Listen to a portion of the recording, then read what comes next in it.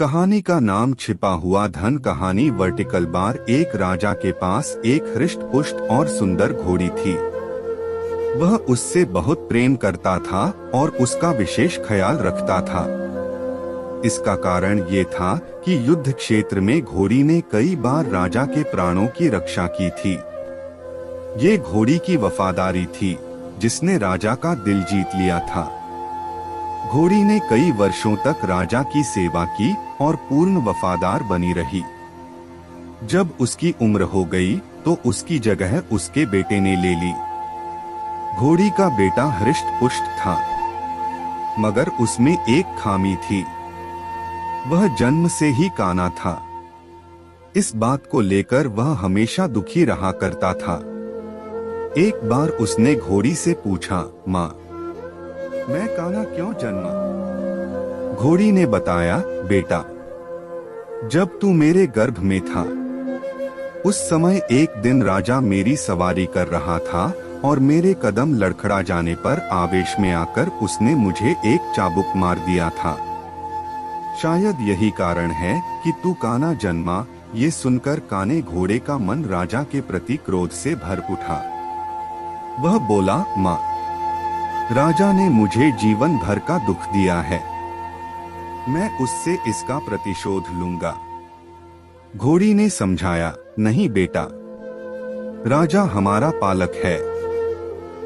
उसके प्रति प्रतिशोध की भावना अपने हृदय में मत ला। क्षणिक आवेग में उसे क्रोध आ गया और वह स्वयं पर नियंत्रण नहीं रख पाया। इसका अर्थ ये कतई नहीं कि वह हमसे प्रेम नहीं करता। तू प्रतिशोध लेने का विचार अपने हृदय से निकाल दे। माँ के समझाने पर भी काने घोड़े का क्रोध शांत नहीं हुआ। वह राजा से प्रतिशोध लेने का अवसर ढूंढने लगा।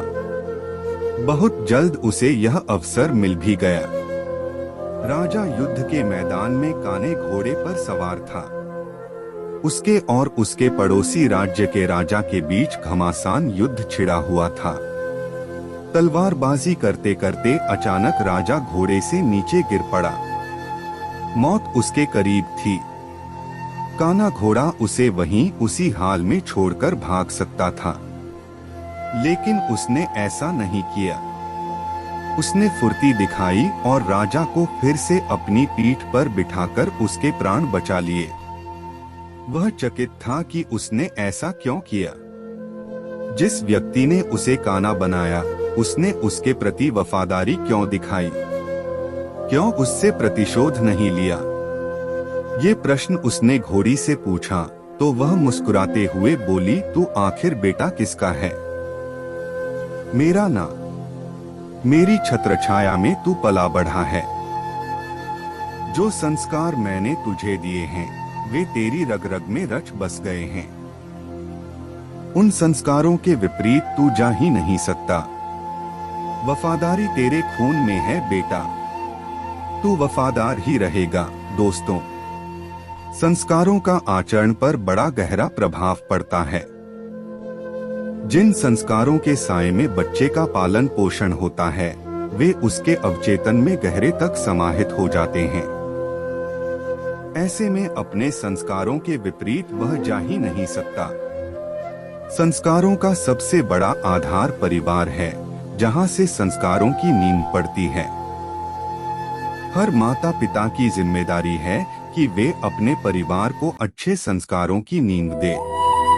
अच्छे संस्कार के परिवार का व्यक्ति संस्कारी बनेगा और अपने कर्मों से समाज में सदा सम्मान पाएगा। फ्रेंड्स, आपको ये राजा और काना घोड़ा की कहानी कैसी लगी?